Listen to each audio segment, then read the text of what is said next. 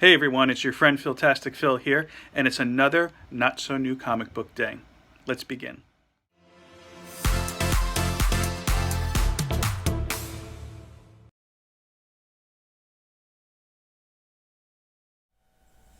Okay everyone, so the first batch of comics I have to show you today from not-so-new comic book day, as I said, came from my dad's house. We went to go visit our families, of course, last weekend for Easter. And I stopped at my dad's just for a little bit, and he told me, oh, I found some comics in my garage. I think they belong to you. So let's go ahead and take a look. The first one is a trade paperback,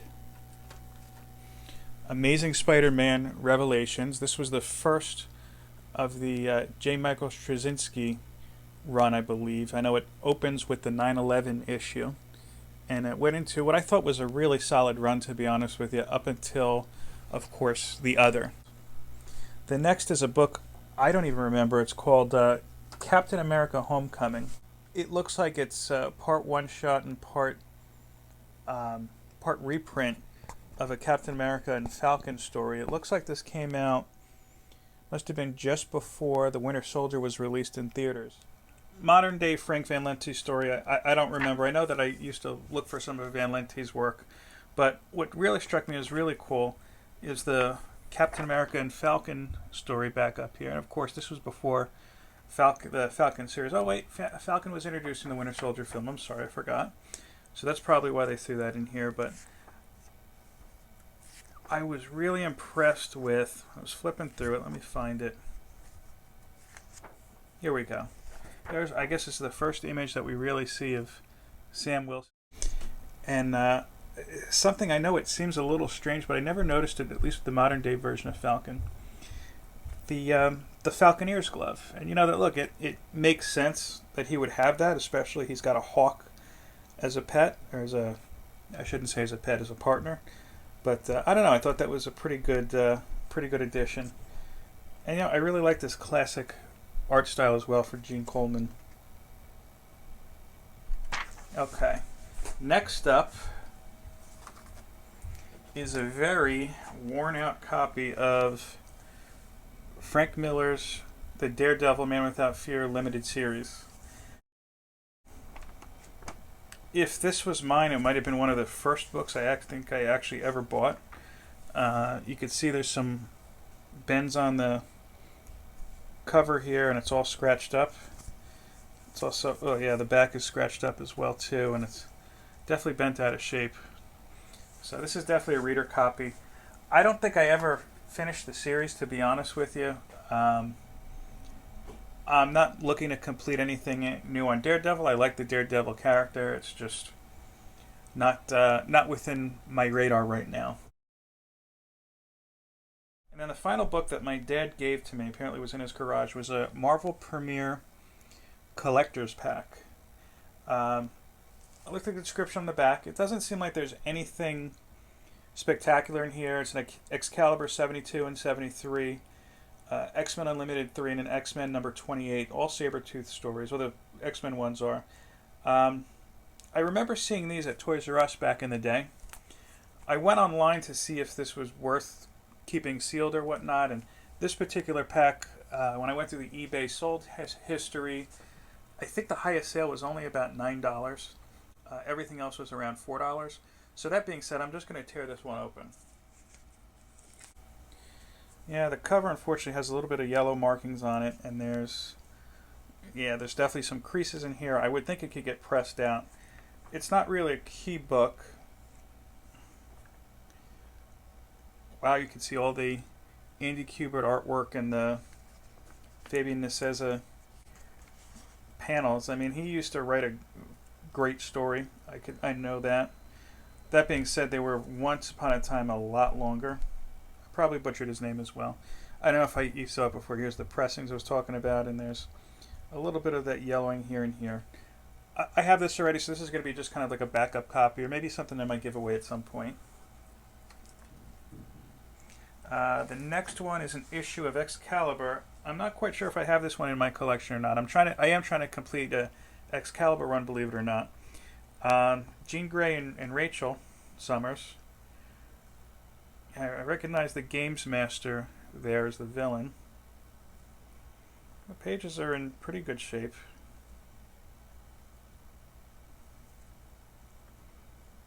Yeah, old school Nightcrawler and Kitty Pryde.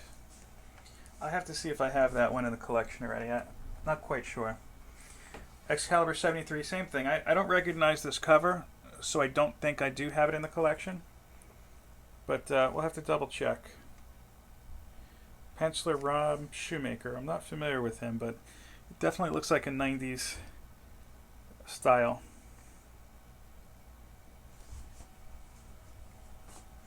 And the final one that was in this Marvel Premiere Collector's Pack I recognize, X-Men Unlimited 3. This was an anthology series Marvel had released back in the 90s. And I do remember this particular issue. This was a very Team X, Sabretooth-centric issue, which you can see from the cover as well. I'm not giving away any spoilers here. Yep, there's Maverick. He's appeared recently in Wolverine. I know I have this one already, so this is a backup as well, or a giveaway. Okay, so that was the first pack. Let's go into the next pack.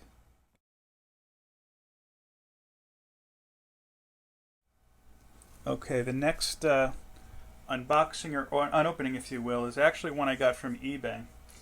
I didn't know it was going to come like this. When I saw the USPS delivery alert on my phone, I kind of cringed because it said delivered in mailbox. But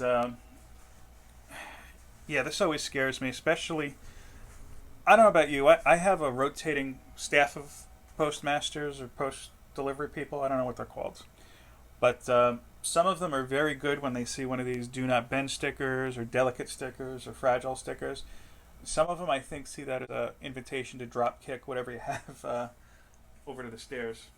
So I was a little optimistic because the cardboard is pretty solid and it doesn't look like it was bent, and I grabbed it as soon as I saw the alert too. This next thing scared me though. When you open it up, I know that the cardboard itself, to protect it, is not the size of a standard book. Last time this happened to me, I ordered Amazing Spider-Man, the first appearance of Gibeon, and they cut the cardboard a little bit short, and there wound up being damage actually from the cardboard. So luckily, I did take a peek at this, and the comic did fare pretty well. I'll go ahead and I'll show you. This is a recent book that came out, the Avengers number 43, the Women's Day variant with She-Hulk. Let me open it up and just check the pages here. Yeah, I mean, it's a pretty good copy. A little bit of that infamous Marvel wave that has been popping up lately. All in all, I lucked out, I should say, with the shipping. Yeah, I mean, I guess the envelope was sufficient, but it's not something, not the way I would have preferred it to come. I don't know. I like to be just positive and sure that my books are safe. As I said in the past, I'm not a huge variant chaser, but this one I really liked. She-Hulk as a character I happen to really like too. Her first appearance is one of those keys that I have been wanting to get for a while, but now I don't know. I think with the release of the upcoming Disney Plus series, it might be just a little out of grasp, at least for now.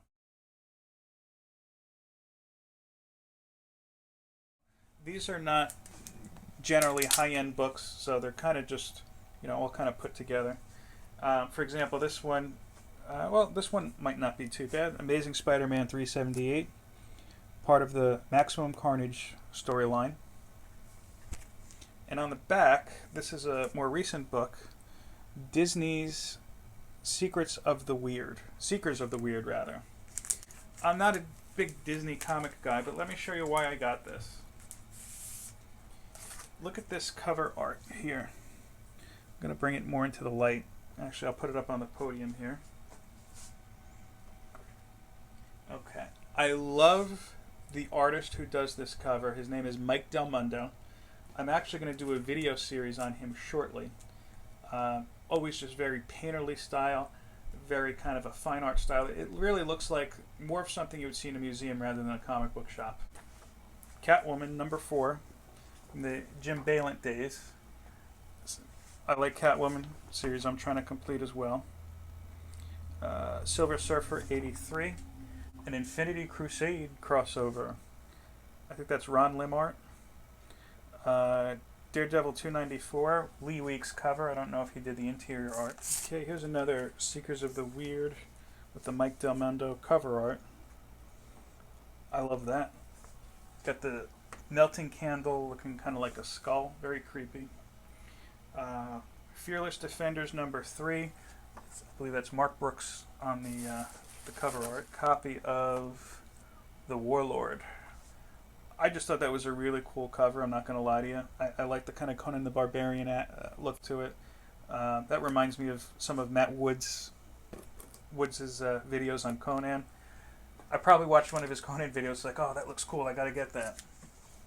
Here we go. This is, I believe, let me double check, is another Mike Del Mundo cover. Yes. Mike Del Mundo, Bucky Barnes, The Winter Soldier #7. That is just such a cool cover. You got, it looks like, what's his face? Romolo. Crossbones. There you go. Crossbones' face in the clouds there, and the kite helps make the teeth of the skull. Let's see. Issue of Detective Comics, an issue of Conan the King. Here you go, Matt. A Latham issue of Detective Comics.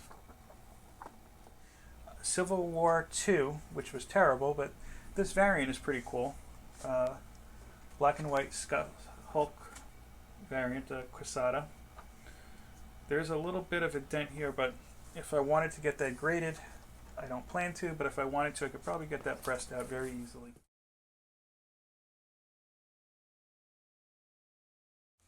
Last but not least, something that is not a comic, but comic book related, of course, and I will give you a hint. If you're a big fan of YouTube channels, comic book YouTube channels, you know who has this label.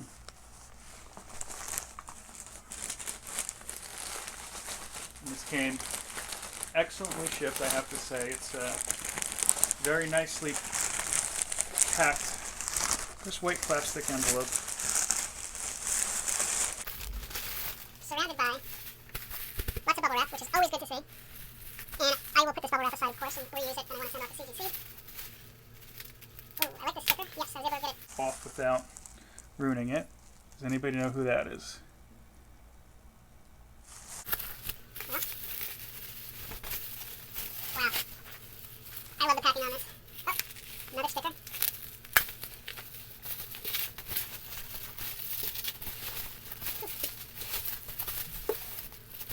And finally, a plastic container. Yes, this is the Reggie Collects. I guess this is called a pad folio here. I'm calling it a pad folio at least. 3 stickers, super wrapped in bubble wrap. And this is definitely cool. I've had my eye on one of these, and I know he's in the middle of a big move. So he's trying to clear out a lot of inventory.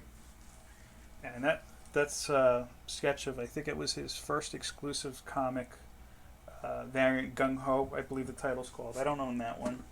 Not familiar with the Gung Ho. But it's in great shape. Magnetic, so it's not going to fly open on you. And if you open it up, this is cool. Could fit about 15 comics in here. Reggie Collects, your friendly neighborhood bodybuilder. And it's signed too, which now the collector in me is going to be like, well, should I use this or what should I do? I'm definitely going to take this to my store when I go to pick up comics for my LCS. I'll probably put a piece of plastic or something over the signature. And it was really cool. He threw in a couple stickers. So I will proudly put these up somewhere and definitely show these off. Wow. So that was definitely cool. Reggie, if you give up on this YouTube thing, I'm going to just make the suggestion of opening up a UPS store because, wow, I think this is the best package I've ever received. Well, that's it for tonight, folks.